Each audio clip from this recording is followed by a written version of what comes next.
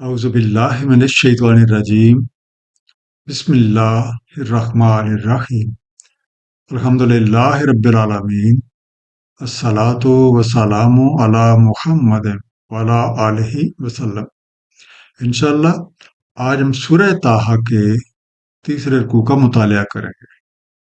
اس سے پچھلے رکوع کا خاتمہ اس بات پہ ہوا تھا کہ فرعون کے سوال کے جواب میں کہ تم دونوں کا رب کون ہے، حضرت موسیٰ علیہ السلام نے فرمایا میرے رب کی نشانی یہ ہے کہ اس نے زمین کو تم سب کے بسر و اوقات کے لیے گہوارہ بنا دیا، اس میں چلنے کے راستے بنا دیے اور پانی کا ایک ایسا نظام وضع فرما دیا ہے کہ جب وہ آسمان سے برستا ہے تو زمین کی پیداواری صلاحیت بیدار ہو جاتی ہے اور اس سے طرح طرح کی نباتات نکل آتی ہیں۔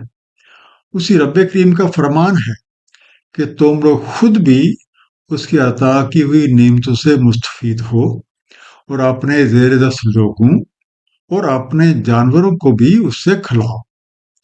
اب جو کوئی فہم و فراست رکھنے والا ان نشانیوں پہ توجہ دیتا ہے اور غیر جانبدارانہ انداز میں غور و فکر کرتا ہے تو اس پہ غیب اور شہود کا یہ نظام واضح ہو جائے گا۔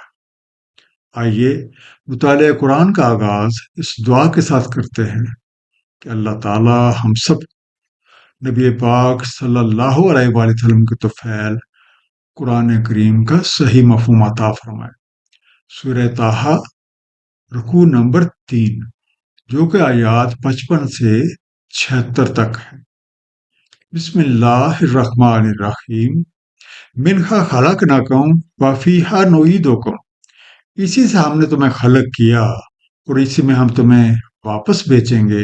وَمِنْهَا نُخْرِجُكُمْ تَارَةً أُخْرَىٰ، اور اسی سے ہم تمہیں نکالیں گے اگلی بار۔ وَلَقَدْ رَأَيْنَاهُ آيَاتِنَا كُلَّهَا فَكَذَّبَ وَأَبَىٰ، تحقیق ہم نے اسے دکھائیں اپنی نشانیاں ہر طرح کی تو اس نے جھٹلایا اور نہ مانا۔ قَالَ أَجِئْتَنَا لِتُخْرِجَنَا مِنْ أَرْضِنَا بِسِحْرِكَ يَا موسیٰ، بولا کیا تم آئے ہو ہمارے پاس تاکہ ہمیں نکال باہر کرو ہماری سرزمین سے اپنے سحر کے ذریعے؟ اے موسیٰ، انڈر لائن لفظ ہے نعیدکم، اس کا مادہ عین واو دا، ہم تمہیں لوٹا دیتے ہیں، we return you۔ مجھے یقین ہے کہ آپ سب نے قبرستان دیکھا ہوگا کہ جب قبر تختوں سے بند کر دی جاتی ہے تو میت کے ساتھ جانے والے سوگوار ہاتھوں میں مٹی لے کے قبر کے اندر ڈالتے ہیں۔ مذہب کا کوئی بھی عمل لا یعنی نہیں ہوتا۔ مٹی ڈالتے وقت جو آیت تلاوت کی جاتی ہے وہ یہی آیت نمبر 55 ہے اور اپنے مفہوم کے اعتبار سے انتہائی توجہ طلب ہے۔ حقیقت یہ ہے کہ ہمارا جسم مادے سے تخلیق ہوا، اسی میں لوٹایا جاتا ہے اور اسی سے ہی اگلی بار بھی اٹھایا جائے گا۔ یہ جسم اصل نہیں ہے، موت کے وقت اس کی اصل اس وجود سے جدا ہو کر پردہ غیب میں چلی جاتی ہے۔ الغرض جب حضرت موسیٰ علیہ السلام نے اللہ تعالیٰ کے اذن کے ساتھ فرعون کو طرح طرح کی غیب اور شہود کی نشانیاں پیش کی تو اس نے بجائے ٹھنڈے دل و دماغ سے غور کرنے کے ایک انتہائی سطحی انداز میں انہیں جادو اور سحر قرار دیا اور موسیٰ علیہ السلام پہ یہ الزام لگا دیا کہ ان کا مقصد جادو کے زور سے فرعونیوں کو وہاں سے باہر نکال کر اپنی حکومت قائم کرنا ہے۔ فَلَنَأْتِيَنَّكَ بِسِحْرٍ مِثْلِهِ، بس ہم بھی ضرور لائیں گے تمہارے پاس ایک سحر اسی کی مثل۔ فَاجْعَلْ بَيْنَنَا وَبَيْنَكَ مَوْعِدًا، سو کر لو ہمارے اور اپنے مابین ایک وعدہ۔ اللہ نخلفہ نحن ولا انت مکانا سوا، نہ ہم خلاف کریں گے اس کے اور نہ تم کرنا ایک برابری کی جگہ۔ काला मौइदुकुम यौम ज़ीनत वहीं युहशर नास ज़ुहा, फरमाया वादा है तुमसे रोज़े ज़ीनत का, और ये कि इकट्ठे कर लिए जाएं लोग दिन चढ़े। फतवल्ला फिरौन वजमा कैदहू सुम्मा आता, तो वापस मुड़ा फिरौन, सो जमा की अपनी तदाबीर, फिर आ गया। अंडरलाइन लफ्ज है जो हन, इसका मादा ज्वाद हे वाव, दिन चढ़ने से रोशनी और धूप का फैल जाना, और एक लिहाज से हम कह सकते हैं दिन का पहला पहर। अर्ली फोरनून, सन शाइन्स फुल्ली।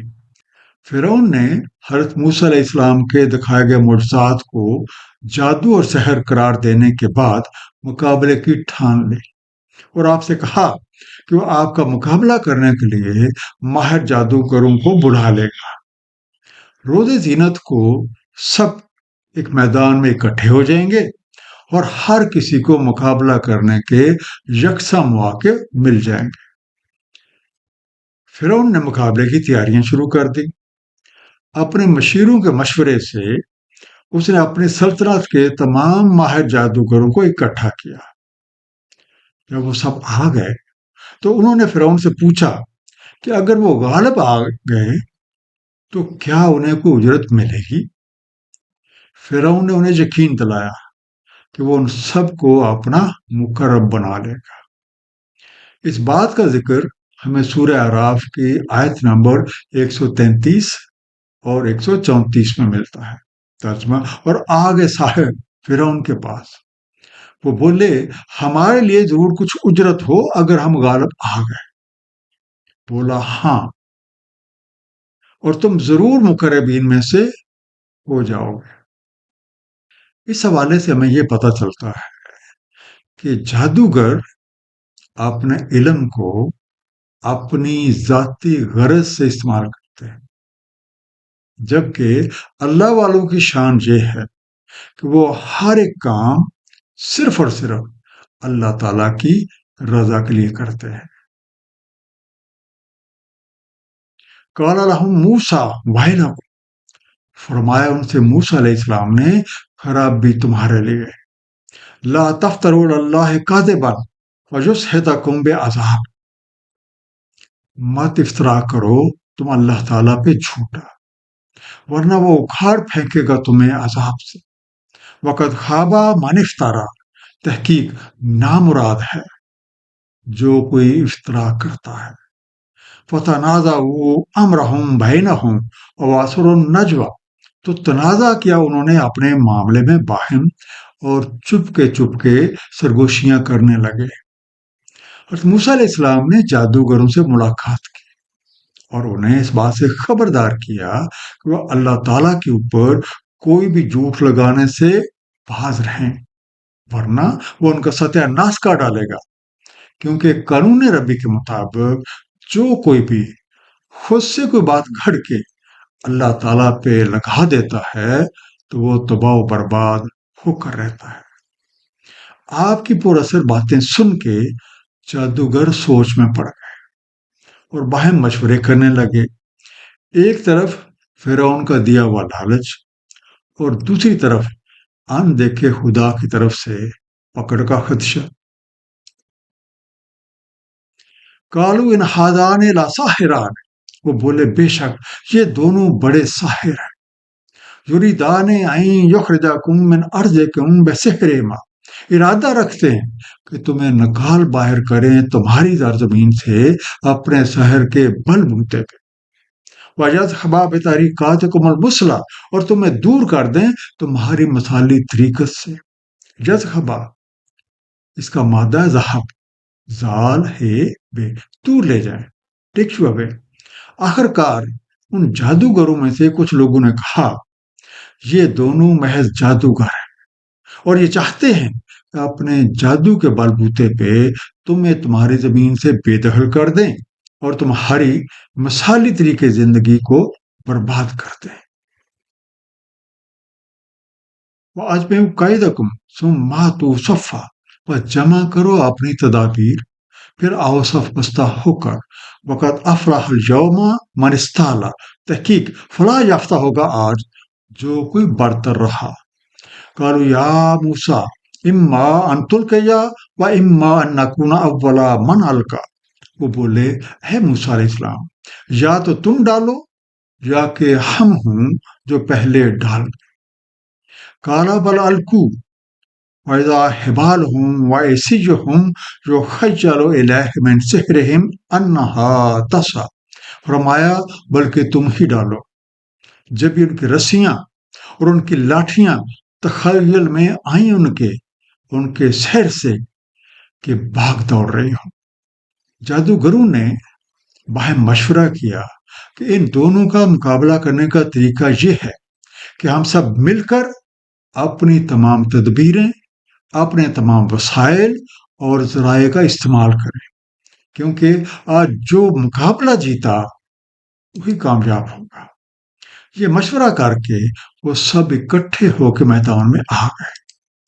انہوں نے حضرت موسیٰ علیہ السلام کو مخاطب کر کے کہا کہ یا تو آپ پہلے ڈالیں یا پھر ہم پہل کریں. آپ نے فرمایا تم ہی پہل کرو. اور یہی اہل ایمان کا شیوا ہے. وہ کبھی بھی کسی جنگ کا یا مقابلے کا آغاز خود سے نہیں کرتے بلکہ اپنی مدافعت میں لڑتے ہیں. جادوگروں نے اپنی رسیاں اور لاٹھیاں پھینک دی. ان کے جادو کی وجہ سے ان کے خیال میں ایسے نظر آئیں گویا وہ ادھر ادھر بھاگ دوڑ رہے ہوں. فَأَوْجَسَ فِي نَفْسِهِ خِیفَةَ موسیٰ. تو محسوس کیا اپنے اندر کچھ خوف موسیٰ علیہ السلام نے. قُلْنَا لَا تَخَفْ إِنَّكَ أَنْتَ الْأَعْلَىٰ. ہم نے فرمایا مت خوف کھاؤ، بے شک تم ہی برتر رہو. الْقِ مَا فِی یَمِینِکَ تَلْقَفْ مَا صَنَعُوا. اور ڈال دو جو تمہارے دائیں ہاتھ میں ہے، ہڑپ کر جائے گا جو صنائی کی ہے انہوں نے.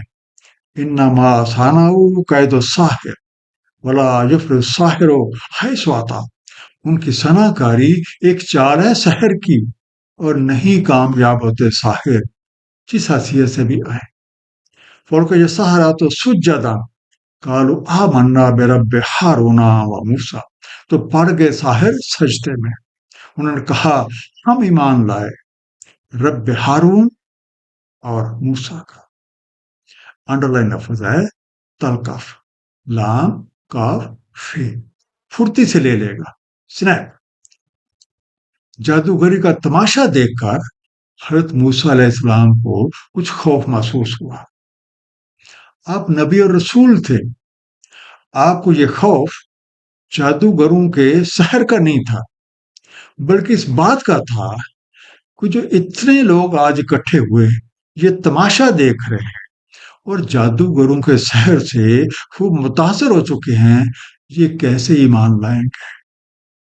اللہ تعالیٰ نے آپ کو وحی کے ذریعے تسلی دی کہ کسی بھی قسم کا خوف کھانے کی ضرورت نہیں، انشاءاللہ آج تم ہی برتر رہو گے. اس لیے اب جو کچھ تمہارے دائیں ہاتھ میں ہے اسے ڈال دو تاکہ یہ ان کی بنائی ہوئی کاریگریوں کو ہڑپ کر دے. یہ جادو محض فریب نظر ہے اور جادوگر کبھی بھی کامیاب نہیں ہوتے چاہے جہاں سے بھی ہے. چنانچہ حضرت موسیٰ علیہ السلام نے رب کریم کی ہدایت کے مطابق عمل کیا. چند ہی لمحوں میں آپ کا عصا سب کچھ نکل گیا، میدان بالکل صاف ہو گیا. جادوگروں کو معلوم ہو گیا کہ یہ جادوگری نہیں بلکہ کوئی انتہائی اعلیٰ اور عرفہ چیز ہے. وہ بے اختیار ہو کے سجدے میں گر پڑے. انہوں نے آپ کی بڑائی کو تسلیم کیا اور برمڑا کہا کہ حضرت موسیٰ اور ہارون علیہ السلام کے رب پہ ایمان لاتے ہیں. قال آمنتم لہ قبل ان آذن لکم. فرعون بولا تم ایمان لائے اس پہ قبل اس کے کہ میں اذن دیتا تمہیں. انہ لکبیرکم الذی علمکم السحر. بے شک وہ ضرور تمہارا بڑا ہے جس نے تعلیم کیا ہے تمہیں سحر. فَلَوْقَطَّعَنَّ أَيْدِيَکُمْ وَأَرْجُلَکُم مِّن خِلَافٍ وَلَأُصَلِّبَنَّکُم فِی جُذُوعِ النَّخْلِ. پس میں ضرور کاٹوں گا تمہارے ہاتھ اور تمہارے پاؤں مخالف سمت اور لٹکواؤں گا تمہیں کھجور کے تنوں میں وَلَا تَعْلَمُنَا أَيُّنَا أَشَدُّ عَذَابًا وَأَبْقَىٰ، تاکہ معلوم ہو جائے تمہیں کہ اس کا عذاب سخت ہے اور دیر تک باقی رہنے والا۔ انڈرلائن لفظ ہے لَأُصَلِّبَنَّكُمْ، اس کا مادہ سلب، سواد لام پہ، ضرور تمہیں سلیب دوں گا، پھانسی چڑھاؤں گا، I will surely crucify you۔ مقابلے میں شکست اور جادوگروں کو ایمان لاتے دیکھ کر فرعون آگ بگولا ہو گیا۔ اس نے کہا تمہاری یہ ہمت کیسے ہوئی کہ میری اجازت کے بغیر ہی تم ان پہ ایمان لے آئے؟ مجھے معلوم ہو گیا ہے کہ یہ سب ملی بھگت ہے، یہ تم سب کا گرو ہے جس نے تمہیں جادوگری سکھائی۔ اب میں تمہارے ایک طرف کے پاؤں اور دوسری طرف کے ہاتھ کٹوا کر تمہیں کھجور کے تنوں پہ سولی دوں گا، تاکہ تمہیں معلوم ہو جائے کہ ہم میں سے کس کا عذاب زیادہ سخت اور دیر پا ہے۔ قالوا لن نؤثرك على ما جاءنا من البينات، وہ بولے ہرگز نہیں ہم اثر لیں گے تمہارا ان پر جو آ چکے ہیں ہمارے پاس دلائل روشن۔ والذی فطرنا فاقسم ما انت قاض، اور ہمیں بھر دیا صفات سے، پر طے کر جو تمہیں طے کرنا ہے۔ انما تقضی هذه الحیات الدنیا، تم محض کچھ طے کر سکتے ہو اسی حیات دنیا کا۔ انا آمنا بربنا لیغفر لنا خطایانا وما اکرہتنا علیہ من السحر، بے شک ہم ایمان لائے ہیں اپنے رب کا تاکہ وہ مغفرت فرما دے ہماری خطاؤں کی، اور جو تم نے ہمیں مجبور کیا سحر پر۔ واللہ خیر و ابقا، اور اللہ تعالیٰ ہی بہتر اور باقی رہنے والا ہے۔ نو سے روک، اس کا مادہ الف سے رے، ہم تمہارا تاثر قبول کریں۔ جادوگروں نے جواب دیا کہ دلائل روشن دیکھ لینے کے بعد اب یہ ناممکن ہے کہ ہم اپنے پیدا کرنے والے کے مقابل فرعون کو ترجیح دیں۔ اے فرعون، تم جو حکم چلا سکتے ہو وہ تو محض اسی موجودہ زندگی سے متعلق ہے۔ ہم لوگ اپنے خالق اور مالک حقیقی پہ ایمان لے آئے، اور ہمیں امید ہے کہ وہ ہماری خطائیں اور جس جادوگری پہ تم نے ہمیں مجبور کیا ہماری مغفرت فرما دے۔ اللہ تعالیٰ ہی بہتر اور سدا باقی رہنے والا ہے، یہ دنیا تو محض ایک فریب نظر ہے۔ سوچنے کی بات یہ ہے کہ جادوگروں کو آخرکار وہ کون سی حقیقت معلوم ہو گئی کہ وہ فرعون کے عذاب اور موت سے بے خوف ہو گئے۔ دراصل انہوں نے اس حقیقت کو جان لیا کہ زندگی غیب، شہود اور غیب کے نظام پہ چل رہی ہے۔ اس کائنات میں ہر چیز غیب سے نمودار ہوتی ہے، اپنا مظاہرہ پیش کرتی ہے اور پھر غیب میں چلی جاتی ہے۔ یہ نظام اسی طرح چلتا رہتا ہے، اور ہماری کہانی بھی کچھ اسی کائناتی نظام کے مطابق ہے۔ اِنَّهُ مَن یَأْتِ رَبَّهُ مُجْرِمًا فَإِنَّ لَهُ جَہَنَّمَ، بے شک جو کوئی آتا ہے اپنے رب کے حضور مجرمن تو اس کے لیے جہنم ہے۔ لا یموت فیہا ولا یحیا، نہ مرتا ہے اس میں اور نہ جیتا ہے۔ وَمَن یَأْتِہ مُؤْمِنًا قد عمل الصالحات، اور جو کوئی آتا ہے اس کے حضور مومن ہو کے اور اس نے اعمال صالح کیے، فَأُولَٰئِکَ لَهُمُ الدَّرَجَاتُ الْعُلیٰ، تو یہی ہیں جن کے اعلیٰ درجات ہیں۔ جنات عدن تجری من تحت الانہار خالدین فیہا، باغات سدا بہار جاری ہیں جن کے تحت نہریں، رہتے رہے ہیں انہی میں۔ وذالک جزاء من تزکا، اور یہ ہے جزا جو کوئی تزکیہ کر لے۔ انڈر لائن لفظ ہے عدن، عین دال نو، سدا بہار، ایور لاسٹنگ۔ ہر نفس کو موت کا ذائقہ چکھنا ہے اور ظاہری زندگی کو خیر بات کہہ کے غیب کی دنیا میں جانا ہے، اپنے رب کریم کے حضور پیش ہو کر اپنے اعمال کا حساب دینا ہے۔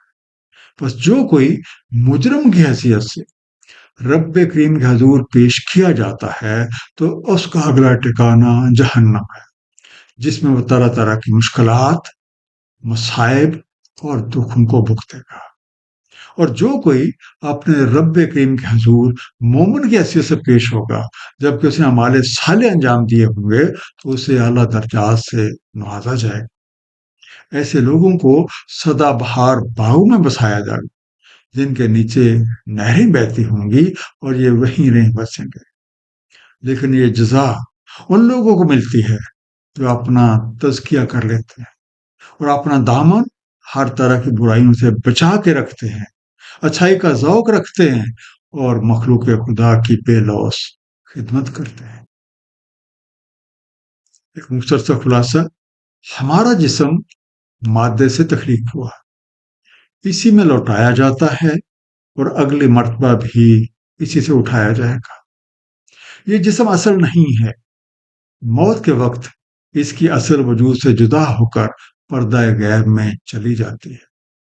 جو لوگ فطرت پہ غور نہیں کرتے وہ غیب اور شہود کے اس نظام کو جادو قرار دیتے ہیں۔ جب حضرت موسیٰ علیہ السلام نے فرعون کے سامنے رب کریم کی بڑی بڑی نشانیاں پیش کی تو اس نے غور و فکر کرنے کی بجائے ایک انتہائی سطحی انداز میں انہیں جادو قرار دیا اور جادوگروں کو اکٹھا کر کے مقابلے پہ آ کھڑا ہوا۔ حق کے مقابلے میں باطل کو شکست فاش ہوئی۔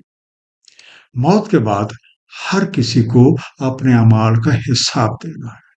قانون کے مطابق جو کوئی رب کریم کے حضور بطور مجرم پیش ہوتا ہے جہنم میں ڈال دیا جاتا ہے، جبکہ وہ مومن جس نے اعمال صالح اور مخلوق خدا کی بھلائی کے کام سر انجام دیے ہوں بہترین جزا پاتا ہے۔